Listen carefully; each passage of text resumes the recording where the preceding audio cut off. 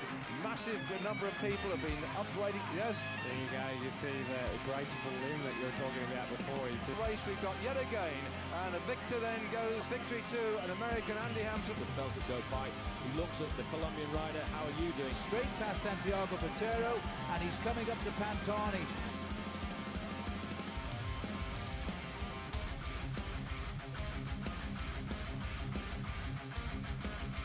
Armstrong is sitting in the last few hundred metres as we come towards the finish of this monumental stage. And Armstrong, as we start to approach the line now, Pantani grits his teeth and accelerates and over the line.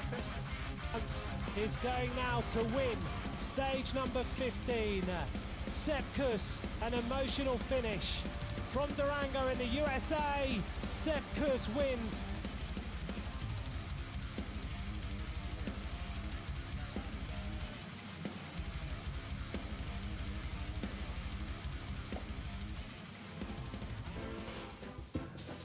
Welcome. Stage 6, Tour de France, Tyler Yonke, Between Two Wheels podcast. You've tuned in. You're here for the analysis. You're here for the breakdown. Today we're going to get a little bit more in depth with it.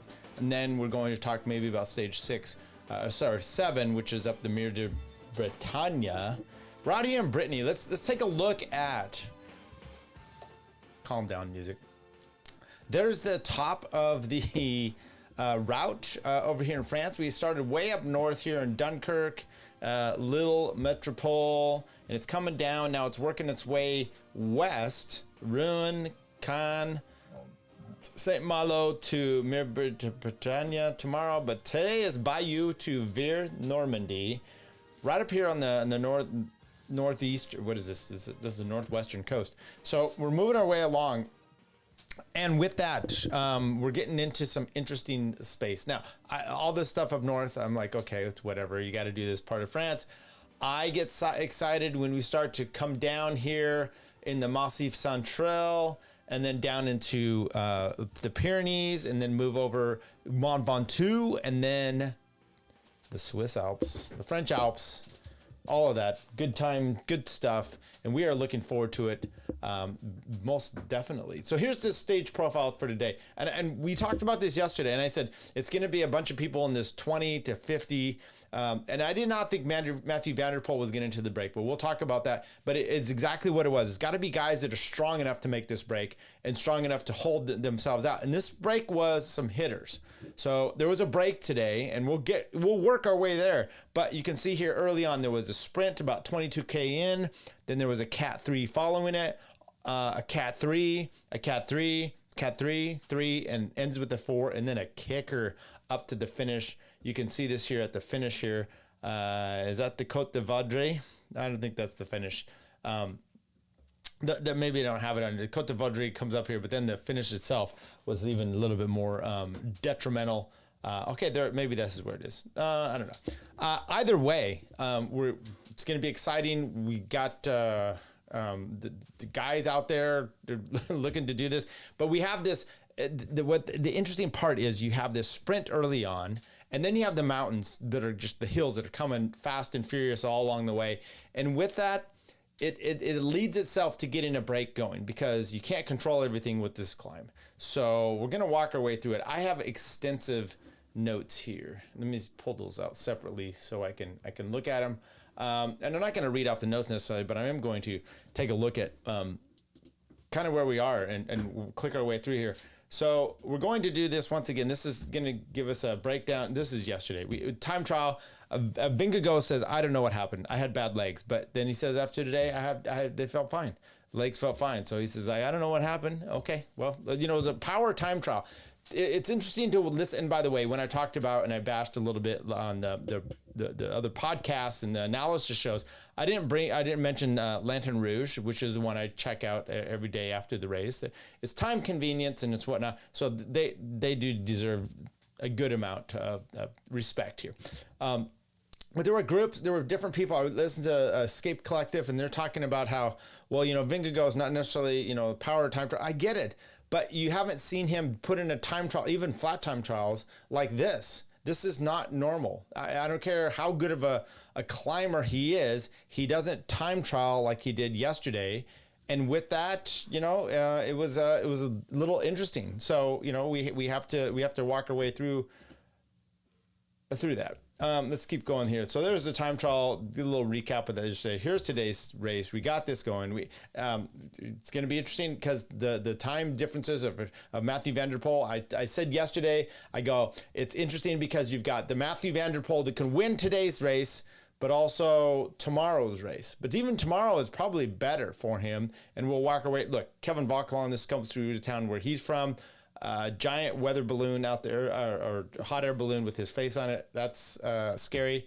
Now, Intermarché Wanty. Let's talk about a few things.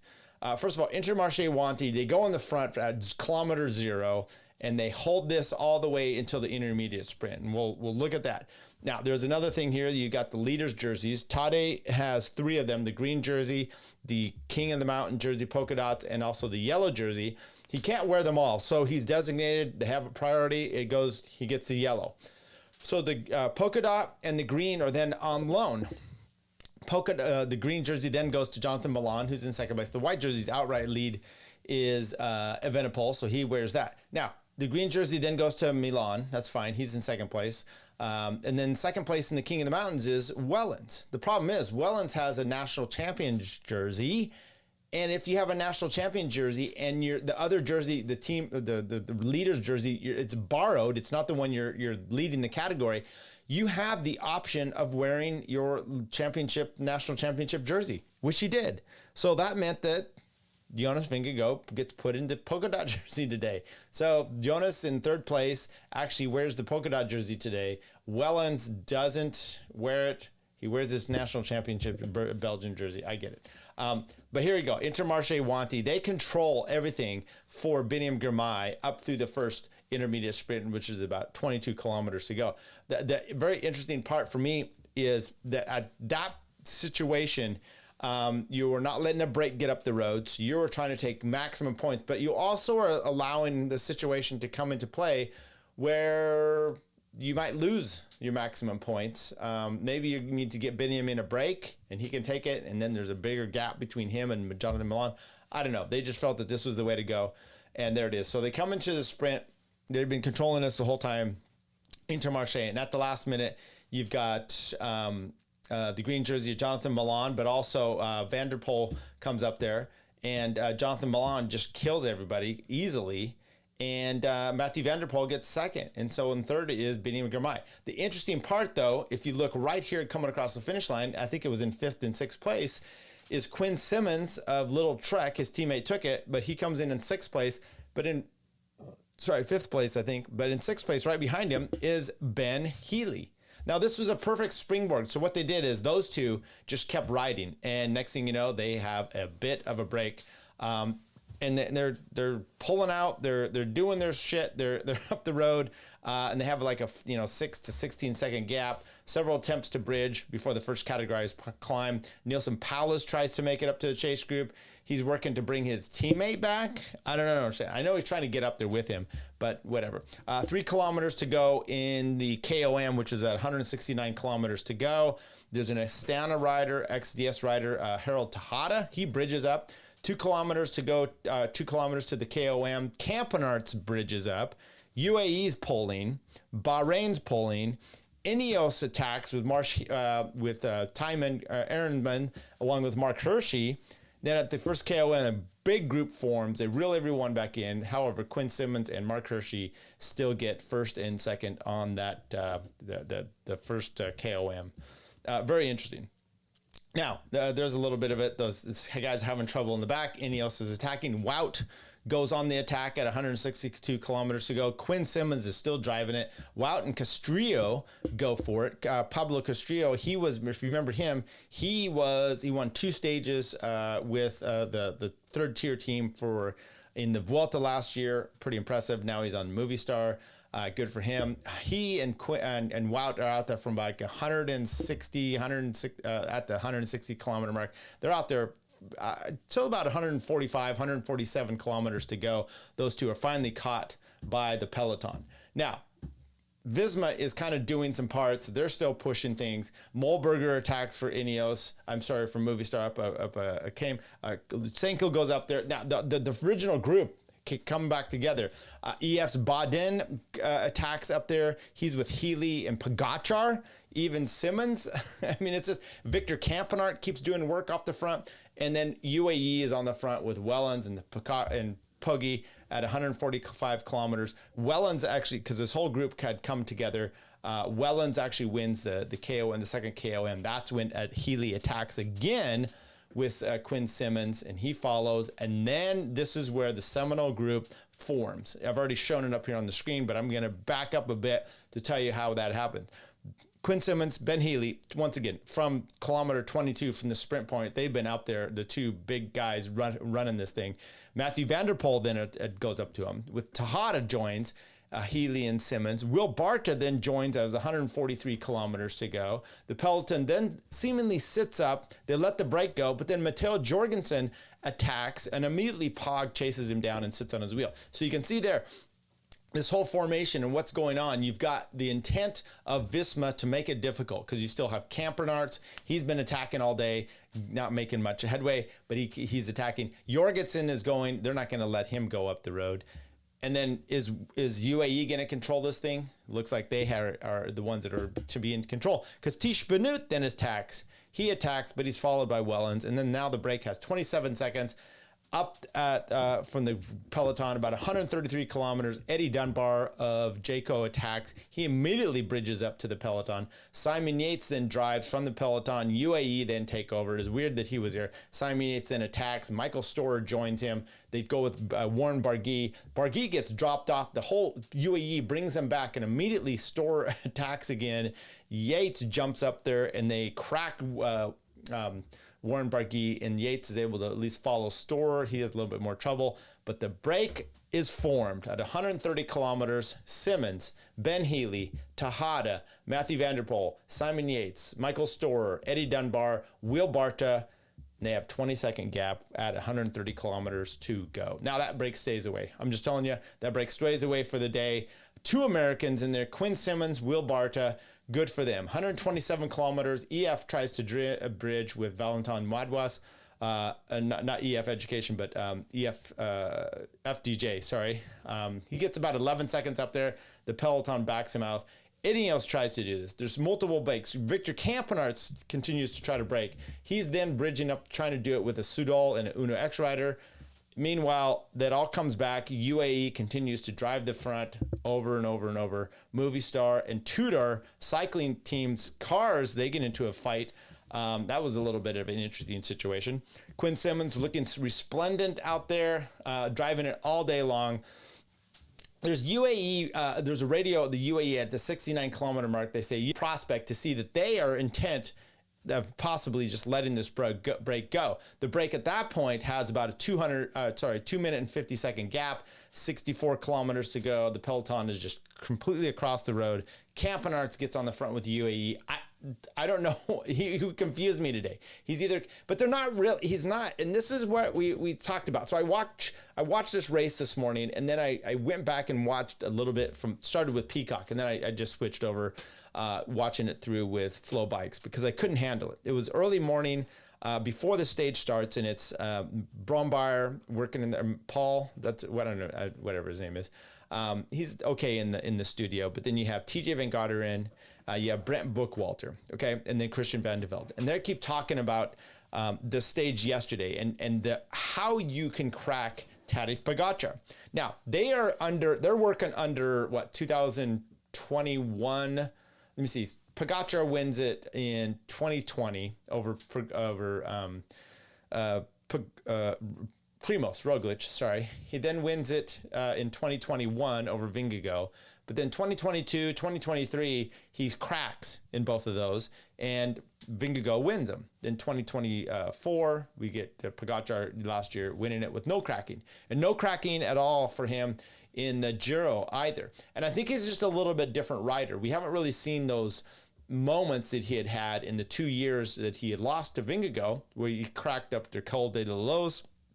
And before it was at the Galibier, where he had some trouble. He's not that what. So the thinking from those guys in studio is still old school of the way to crack him. And I think and maybe it's an old school way of thinking, and I'm saying old school, which is like 3 years ago, old school way of cracking Pogačar is you go hard at him and he'll falter in the week 3. We didn't see that the last 2 wins that he had. Matter of fact, he just kept putting it more and more and more. So their whole thought is, okay, what do you do as Visma? Do you just keep trying to pick away at him because the idea is that Vingegaard gets better as this time goes on, and so you run it at him.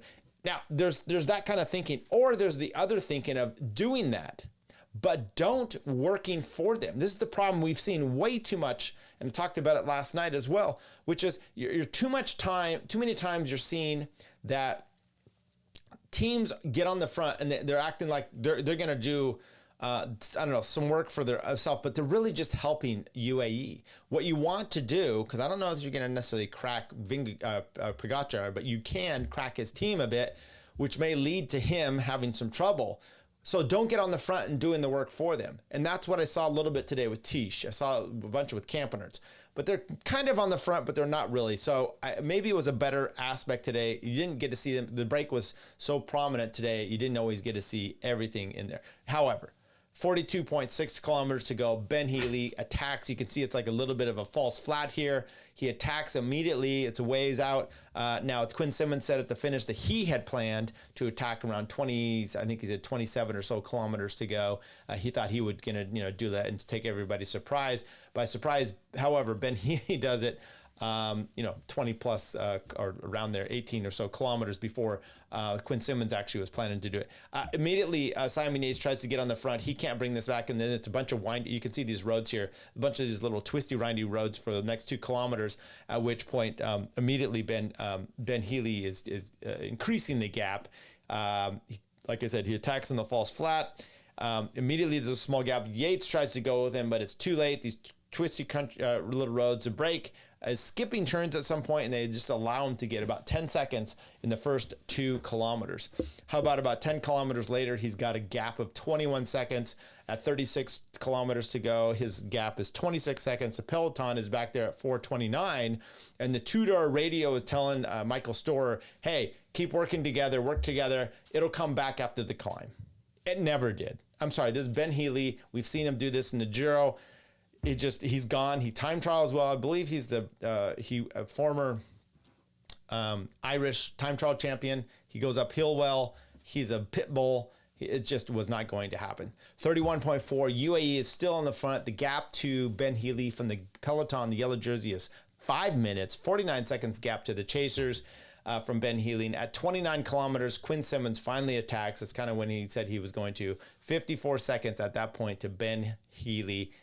I don't think you're going to do it. 5:20 to the yellow jersey. Now that's at least, okay, so we got 54, 5:20. So it's in the 4-minute range back to the yellow jersey. And Mathieu van der Poel only had 1 minute 40 some deficit to Pogačar. So he's a virtual yellow jersey at this point. It looks like he's going to at least get the yellow jersey fairly fine. Shouldn't be a problem.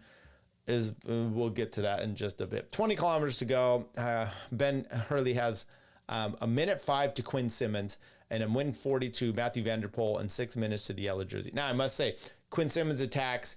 The break is starting to look cooked. Mathieu van der Poel is looking like he might get back into yellow, but Michael Storer ends up going up the road as well. He connects with Quinn Simmons, and they are the next tandem driving it. They have about a 30-second gap to the group behind them, the main break. And like I said, about 5 minutes out to the yellow jersey group being driven by UAE. 13.2 kilometers to go. UAE driving the front, but not going to catch Ben Healy or the break. The question is whether Healy can hold off Quinn Simmons and Michael Storer, or whether Quinn Simmons and Storer can hold off the chase, and whether Mathieu van der Poel can get back in yellow. 8.6. Ben Healy is over 1 minute 56 over Quinn Simmons and Storer, who are then 10 kilometers to go banner. The gap to Mathieu van der Poel is 2:31 from the Ben Healy, and the peloton is at 6:51. It's looking like van der Poel should have this in taken care of, and Ben Healy should as well. The 5.4 kilometer climb, there's the last finish climb. and then it goes down, and then you have 500 or 600. I think it's a 700 meters for the last finish. Ben Healy has 2:13 over Quinn Simmons, 2:51 under Van der Poel, and 6:55 to the peloton, who are starting to ride and hold the gap. 3.7 chasing group, 3:19 drops to Mathieu Van der Poel, Tejada. Those two get blown out, at least on that group on the climb. The peloton is at 6:53. There should be enough time for Van der Poel, but it's starting to get a little bit closer here. He still needs a little bit more to keep in yellow. 2.8 kilometers. Storer attacks Quinn Simmons. They get a gap. You see this only twice. Quinn Simmons had attacked him. They come back together, but they're still working together. And then Storer attacks Quinn Simmons, but they come back together, and they still keep going on, which is important because sometimes you get that second group syndrome where they just don't chase and they have problems. They worked well together. Last 700 meters up the hill, Ben Healy easily gets the win. Didn't look easy, but I mean, he easily got it over everybody else.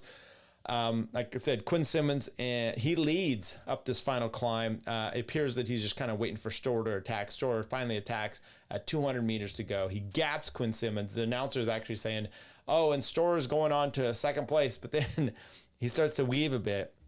Quinn Simmons actually comes back up to Storer and then kicks hard, cracks him, and gets a gap over for second place. So the U.S. champion jersey gets to second place. Dunbar, Yates, and Barta all come in between 3:21 and 3:27 in that order. Mathieu Van der Poel suffers behind Harold Tejada. Tejada comes in at 3:51. He comes in at 3:58. And then the peloton hits the climb. Now, they're coming in pretty close. And you're like, what's going on? They didn't show it, but all the conversation looks...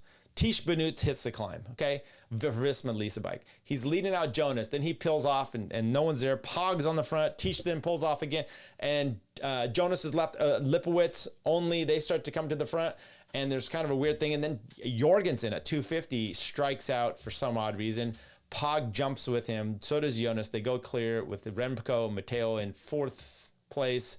Yellow is to Mathieu Van der Poel by 1 second. Now there's conversation that perhaps Visma was trying to do the dirty and they were going on the attack, especially the last, I want to say 5 kilometers or so, really pushing it hard to bring that gap down, to make Tadej go to be in the leader's yellow jersey, because he lost it by 1 second to Mathieu Van der Poel. But then if he was in the leader's yellow jersey, we've talked about this, then he's got to do all this, after show stuff and do the interviews. So it was safe. So was that doing him dirty? I don't know. The question is that worth the effort? All the effort all day to try to get Van der Poel not in the yellow jersey and stay with Pogacar just so that you can, trying to fuck him around like that. Is that how you're going to beat Pogacar? I don't think so. I think that might be shooting yourself in the foot. And I'm not a big fan of kind of some of the stuff I saw with. It could be fine with Visma. I don't know. We'll see. It would have been a little bit interesting. I did not see them pulling on the front. I saw several times UAE asking them to do the work, and they refused to do it. That's good. Campenarts was up there a bit here and there. Soudal Quickstep was up there. It looked like they were going to do some work, but then they never really came to the front. Niels Pollitt was for UAE was basically driving it the whole time. So it looks like my point is with these teams, don't help Pogacar. Don't do his own work for him. Make him do it. He's in the lead. He may not do it, and it's going to come into tomorrow.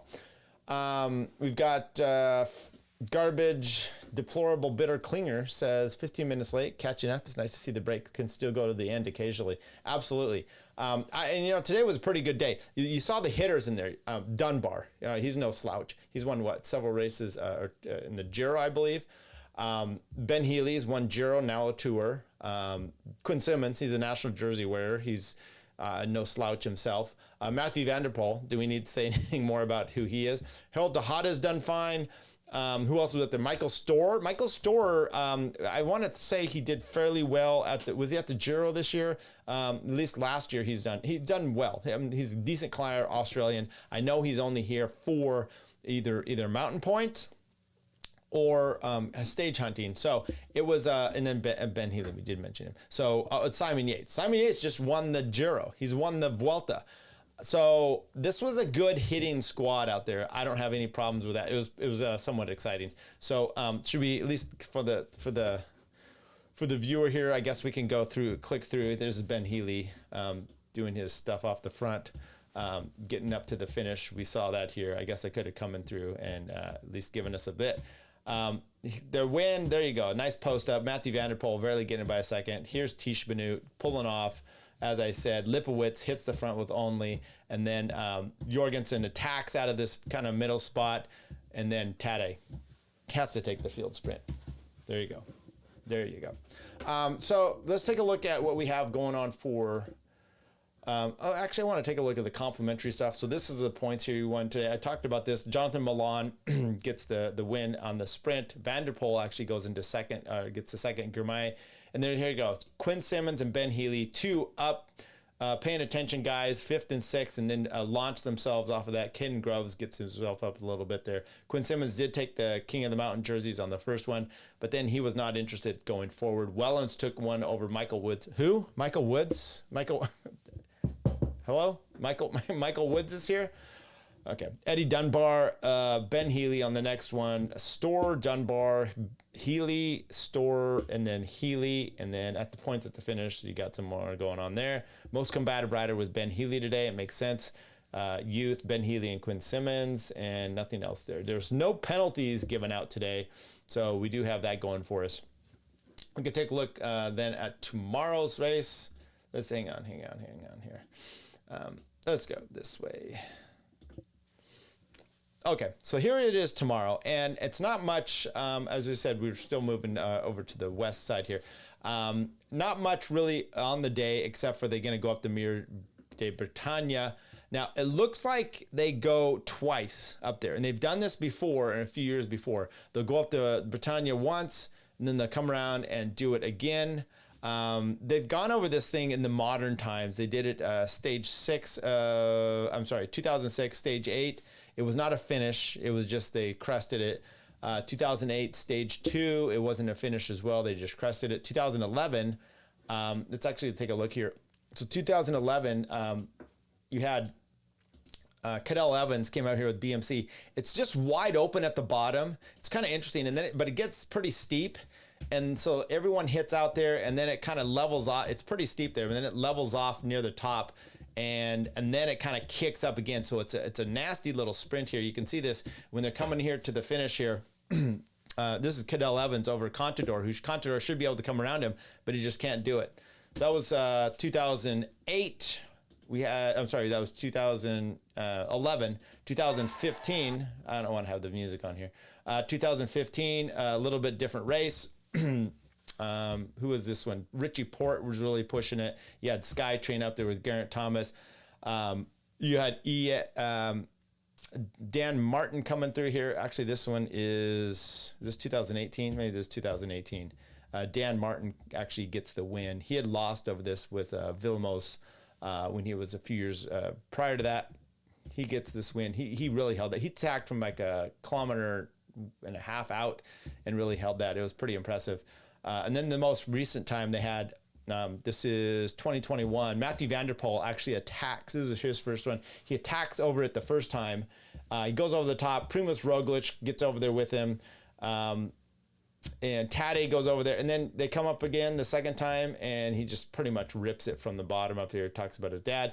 800 meters to go. He takes a gap. He has enough of a gap actually over the top, over Primoz and a bunch of guys to not only get the win, but to get time gap to get into the yellow jersey. So that's what we have going tomorrow. Will this happen? Excuse me. Will this happen after today? I mean, he went so deep. Matthew van der Poel went so deep today. I mean, I hope he has something in him tomorrow. And Pogacar said today, he goes, oh, well, tomorrow's, my kind of stage. And you're like, okay. So I see UAE controlling things for tomorrow, and it really could come down to two guys like this. But as I've just kind of clicked through some of the videos there, if you go and you watch any of these, what's interesting is, okay, so Cadel got it in 2011, 2015, actually, I didn't play that one, which was Vilmos, I guess, gets it over Dan Martin in 2018. Dan Martin actually wins that. That's one where Tom Dumoulin, remember he pooped in the Giro, had to pull over the side of the road. He gets a flat with like 5K to go. He gets a new bike. He's trying to draft because the climb starts right around 2 kilometers, I think. So he gets a new bike. He's drafting off of a car, and he got penalized for that. And then 2021, we had Matthew Van Der Poel. But you can see in 2018, 2015, where, because 2011 was the Cadel Evans one where he was just, the whole group was there and he kind of wins it in the sprint. These other ones, Dan Martin being involved in both of those, where you kind of attack off the front a little early and they're able to hold it. So Pierre Latour almost caught him the second time. He lost the first time, Dan Martin that is. So he was able to redeem himself. I mean, I'm expecting Matthew Van Der Poel to come through and do a good run, but after the effort he put in today, I don't know what he has left in his legs, so it will be an interesting one. And I would like to see someone, you know, hit out from a little bit further to really see what maybe they could do. I mean, Quinn Simmons went deep today, but this could be something that he would be able to do as well. You know, kind of this classic stuff. Kevin Vauquelin, we may see him in this ring. Julian Alaphilippe would have been a person, but, you know, as Tom said yesterday, he takes his Geritol. Maybe then he would be able to do so. So it's going to be an interesting little slog up there tomorrow, and I don't really know. Honestly, you have to say Matthew Van Der Poel or Tadej Pogačar, but if they can't control it, which they can, there you go. So then that's tomorrow on Friday, and then Saturday. This is a boring weekend. This is going to be a boring weekend because here's Saturday. It's going to be a sprint. The sprinters teams don't have a ton of sprints to do, so they're definitely not going to let this one escape. Now it looks like it may have a little pitch at the end, so would be looking. But you know, Jonathan Milan can get up a finish like that. So can Biniam Girmay. Matthew Van Der Poel again. Can you say 3 stages in a row that he would have kind of be in there? And then stage 9 on Sunday, another sprint into Châteauroux. That's just, you know, once again a boring little thing. Then you got a rest day, and then we'll come out on Monday. Some proper mountains starting to go down into the Pyrenees area. Some proper mountains. This has a Cat 2, a sprint 2, 2, 2, 2, 3, 2, and a 2. Yikes! That one in, and then so this is Monday, Toulouse to Toulouse. That looks like a Van Der Poel type of a day as well. Tuesday. Wednesday, we go up to Hautacom. If you remember that race, that was one that Lance Armstrong caught the knapsack of the kid on the side. And then you have a time trial up to Paraguay from Ludenville. That's going to be great because it's a nasty pitch climb at the finish. It turns to the black there, so that's going to be really good there. So next week will be good. So up to Super Bagnères, and then Carcassonne. I don't really know which days these are. And then Ventoux. So Ventoux might be the next Monday. We'll have to take a look a little bit better. We didn't get many people going in the chat here today. I hope we, Victor, where's Victor at? Where's my buddy Victor? All right, everybody. So I think that's what we have until tomorrow when we're able to come into stage 7. Who are you going to pick? I hope Matthew Van Der Poel recovers enough. It'd be cool to see him win this with the yellow jersey. Wout. Maybe Wout van Aert. Maybe this is what Wout's been just saving his time for. I saw a quick interview, a Reddit interview with Sepp Kuss. He is biding his time for the last 2 weeks, so hopefully we will see Sepp Kuss doing this. All right, everybody. See you tomorrow.